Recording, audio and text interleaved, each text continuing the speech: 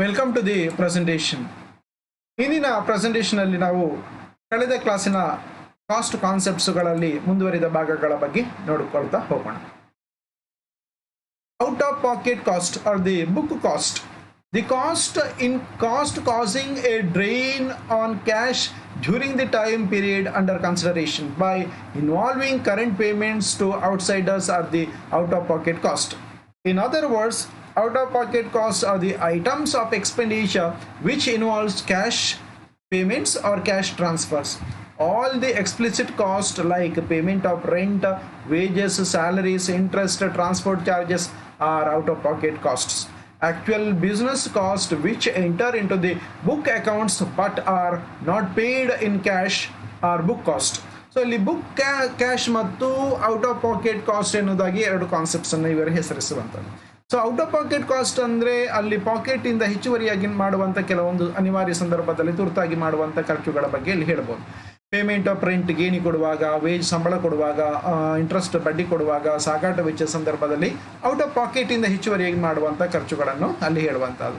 ಈ drain cash during the time period under consideration ಅಲ್ಲಿ ಮಾಡುವಂಥದ್ದು. ಆಕ್ಚುಯಲ್ ಬಿಸ್ನೆಸ್ ಕಾಸ್ಟ್ ಆದರೆ ಬುಕ್ಕಲ್ಲಿ ಎಂಟ್ರಿ ಆಗುತ್ತೆ. ಬುಕ್ಕಲ್ಲಿ ಎಂಟ್ರಿ ಆಗುವಂಥ ಖರ್ಚುಗಳನ್ನೆಲ್ಲ ನಾವು ಬುಕ್ ಕಾಸ್ಟ್ ಅಂತ ಕರಿತೇವೆ. ಔಟ್ ಆಫ್ ಪಾಕೆಟ್ ಆ ಸಂದರ್ಭದಲ್ಲಿ ಅನಿವಾರ್ಯವಾಗಿ ಆಗುವಂಥ ಖರ್ಚುಗಳನ್ನು ಔಟ್ ಆಫ್ ಪಾಕೆಟ್ ಖರ್ಚು ಅಥವಾ ತುರ್ತು ಎಮರ್ಜೆನ್ಸಿಯ ಆ ಖರ್ಚು ಅಂತ ನಾವು ಹೇಳ್ಬೋದು. Book cost are consider while finishing the business accounts. Business accounts complete ಮಾಡುವಾಗ ಬುಕ್ ಕಾಸ್ಟ್ ಕನ್ಸಿಡರ್ ಮಾಡ್ತೇವೆ. Book cost are the same as imputed cost. Depreciation allowances, unpaid interest etcetera are book cost. Depreciation ಸವಕಳಿ ವೆಚ್ಚ, unpaid interest ಎಲ್ಲ ಇರುವಂಥದ್ದಲ್ಲಿ book ಕಾಸ್ಟಿಗೆ ಸಂಬಂಧಪಟ್ಟವರು analysis ಮಾಡ್ತಾರೆ ಅಂತ ತಿಳಿಬೇಕಾಗುತ್ತೆ. ಹಾಗೆಯೇ out of packet ಕಾಸ್ಟ್ಗಳ ಬಗ್ಗೆ ಐಡಿಯಾ ಫರ್ದರ್ ಹೇಳುತ್ತಾ ಇದನ್ನು ನಾವು ಎಕ್ಸ್ಪ್ಲಿಸಿಟ್ ಕಾಸ್ಟ್ ಅಂತ ಕೂಡ ಕರಿತೇವೆ. We are calling that out of pocket cost also explicit cost. Book cost are correspondently called implicit or imputed cost. Book cost ಅನ್ನು ನಾವು ಸಾಮಾನ್ಯವಾಗಿ ಇಂಪ್ಲಿಸಿಟ್ ಕಾಸ್ಟ್ ಅಂತ ಹೇಳೋದು. ಅಂದರೆ ಆ ಉದ್ಯಮಿ ಮಾಡುವ ತಗಲುವ ಅವನಿಗೆ ಖರ್ಚನ್ನು ನಾವು ಇಂಪ್ಲಿಸಿಟ್ ಅಥವಾ ಬುಕ್ ಕಾಸ್ಟ್ ಅಂತ ಹೇಳ್ಬೋದು. The difference between out-of-pocket cost and book cost is terms of whether the company owns it or not. Hence, book cost may be converted into out-of-pocket cost ಆಗಿರುತ್ತೆ. For example, by selling assets, leasing them back from buyers, book cost can be converted into out-of-pocket cost. The cost of factor, if owned, is book cost. And if hired, it is out of pocket cost. ಆತ ಬಾಡಿಗೆಯಾಗಿ ಖರ್ಚು ಮಾಡಿದರೆ ಅಥವಾ ಹೆಚ್ಚುವರಿಯಾಗಿ ಖರ್ಚು ಮಾಡಿದರೆ ಅದು out of pocket cost ಆಗುತ್ತೆ. ಆತನದ್ದೇ ಆಗಿದ್ರೆ ಅದು book cost. If owned book cost ಅಂತ ಅಲ್ಲಿ ಹೇಳುವಂಥದ್ದು. ಸೊ ಅದರಿಂದಾಗಿ ಔಟ್ ಆಫ್ ಪಾಕೆಟ್ ಕಾಸ್ಟನ್ನು ಸಾಮಾನ್ಯವಾಗಿ ಎಕ್ಸ್ಪ್ಲಿಸಿಟ್ ಕಾಸ್ಟಿಗೆ ಕಂಪೇರ್ ಮಾಡಿದರೆ ಬುಕ್ ಕಾಸ್ಟನ್ನು ಸಾಮಾನ್ಯವಾಗಿ ಇಂಪ್ಲಿಸಿಟ್ ಕಾಸ್ಟಿಗೆ ಕಂಪೇರ್ ಮಾಡ್ತಾರೆ ಅಂತ ತಿಳಿಬೇಕು. ಮುಂದೆ ಇನ್ನೊಂದು ಸುಲಭದ ವಿಂಗಡಣೆ short run and long run cost ಅಂತ ಹೇಳ್ತಾರೆ. ಇದರ ಮೀನಿಂಗ್ ಇದೆ. ಶಾರ್ಟ್ ಅಲ್ಪಾವಧಿಯ ವೆಚ್ಚ, ದೀರ್ಘಾವಧಿಯ ವೆಚ್ಚ. The cost which vary with output when fixed plant or equipment remains same, they are short run cost. Some inputs can not be changed in the short run. ಕೆಲವೊಂದು ಇನ್ಪುಟ್ಗಳು ಶಾರ್ಟ್ ರನ್ನಲ್ಲಿ ಚೇಂಜಸ್ ಆಗೋದಿಲ್ಲ. ಅದನ್ನು ನಾವು short run cost ಅಂತ ನಾವು ಸಾಮಾನ್ಯವಾಗಿ ಅಲ್ಪಾವಧಿಯ ಖರ್ಚು ಅಂತ ಕರೀತೇವೆ. Short run costs are relevant when firm has to decide whether or not produce more or less with given plant. ಇದ್ದಷ್ಟೇ ಅಲ್ಲಿ ಉತ್ಪಾದನೆ ಮಾಡುವಂಥ ಸಂದರ್ಭದಲ್ಲಿ ಶಾರ್ಟ್ ರನ್ ಕಾಸ್ಟ್ ಅಂತ ನಾವು ಹೇಳ್ಬೋದು. ಅಂದರೆ ಅಲ್ಪಾವಧಿಯಲ್ಲಿ ಆಗುವಂಥ ಖರ್ಚುಗಳನ್ನು ಶಾರ್ಟ್ ರನ್ ಕಾಸ್ಟ್. ಅಲ್ಲಿ ಫಿಕ್ಸ್ಡ್ ಅಸೆಟ್ ಇರ್ತದೆ. ಅಲ್ಪಾವಧಿಯಲ್ಲಿ ಫಿಕ್ಸ್ಡ್ ಮತ್ತು ವೇರಿಯೇಬಲ್ ಅಂತ ನಾವು ವಿಭಾಗ ಮಾಡ್ಕೊಳ್ತೇವೆ ಒಟ್ಟು ಖರ್ಚುಗಳನ್ನು. ಬಟ್ ದೀರ್ಘಾವಧಿಯಲ್ಲಿ ಹಾಗೆ ವಿಭಾಗ ಮಾಡ್ಕೊಳ್ಳೋದಿಲ್ಲ. ಎಲ್ಲವೂ ಕೂಡ ವೇರಿಯೇಬಲ್ ಕಾಸ್ಟ್ ಆಗಿರುತ್ತೆ. ಎಲ್ಲವೂ ಕೂಡ ಬದಲಾವಣೆ ಆಗುತ್ತೆ ಅಂತ ತಿಳಿಬೇಕು. ಮುಂದೆ long run cost are the cost which vary with output. ದೀರ್ಘಾವಧಿಯ ಖರ್ಚುಗಳು ಔಟ್ಪುಟ್ ಬದಲಾದ ಹಾಗೆ ಬದಲಾಗುತ್ತೆ. When all input factors including plant equipment vary, all cost are variable cost in the long run. ಎಲ್ಲವೂ ಕೂಡ ದೀರ್ಘಾವಧಿಯ ಬದಲಾವಣೆ ಆಗೋದ್ರಿಂದಾಗಿ ದೀರ್ಘಾವಧಿಯ ವೆಚ್ಚವನ್ನು ಲಾಂಗ್ ರನ್ ಕಾಸ್ಟ್ ಅಥವಾ ವೇರಿಯಬಲ್ ಕಾಸ್ಟ್ ಅಂತ ಕರೀತಾರೆ. Hence, in the long run, there is a wider scope for managerial control and planning of cost. Long run cost analysis is very useful in the investment decision.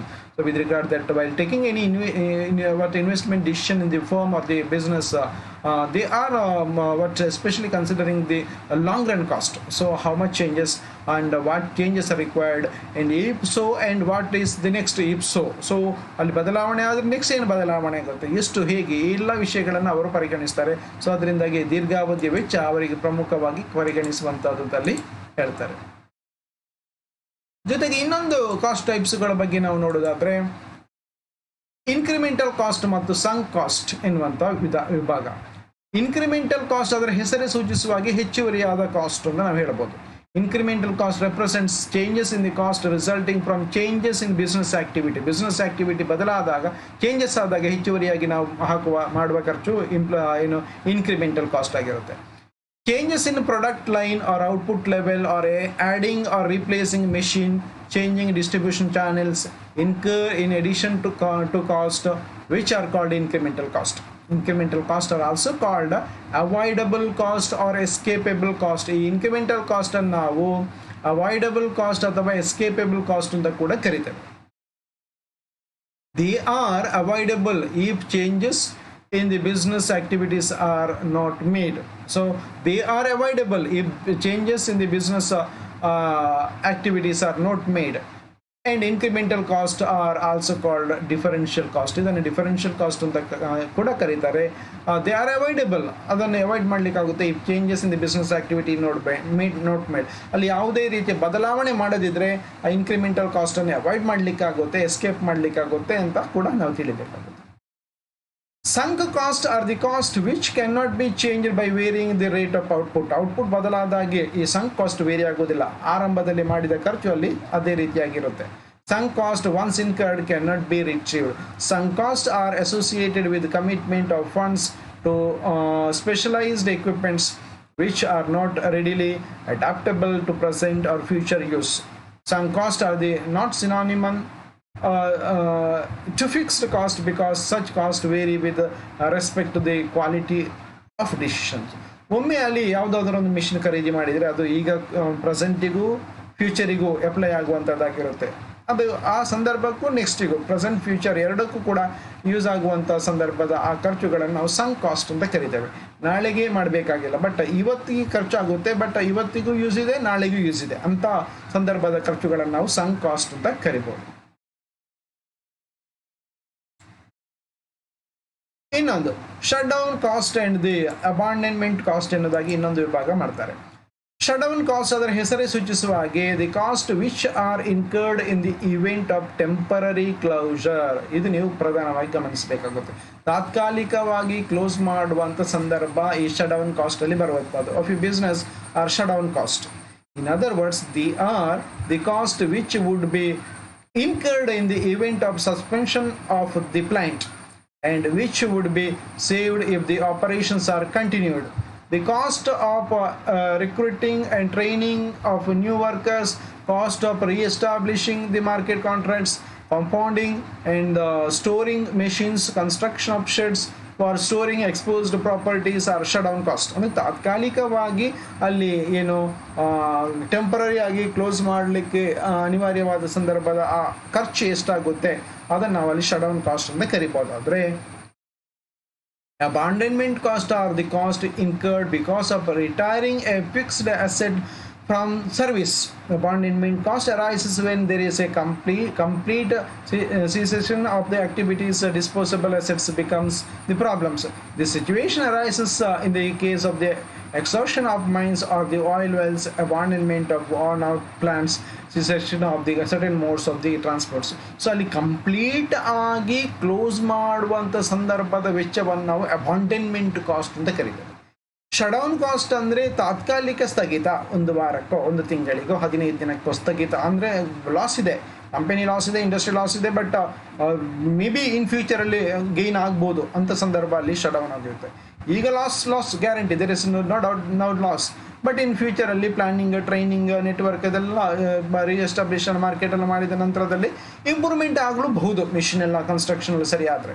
But ಅಬಾಂಡನ್ಮೆಂಟ್ ಕಾಸ್ಟ್ನ ವಿಷಯದಲ್ಲಿ complete ಆಗಿ ಮೊದಲು close ಮಾಡುವಂಥದ್ದು. Altogether chronical loss there, spiral loss there. So that is the abandonment cost. So that is not at all possible to what improve or the gain in the companies that industrial related aspects.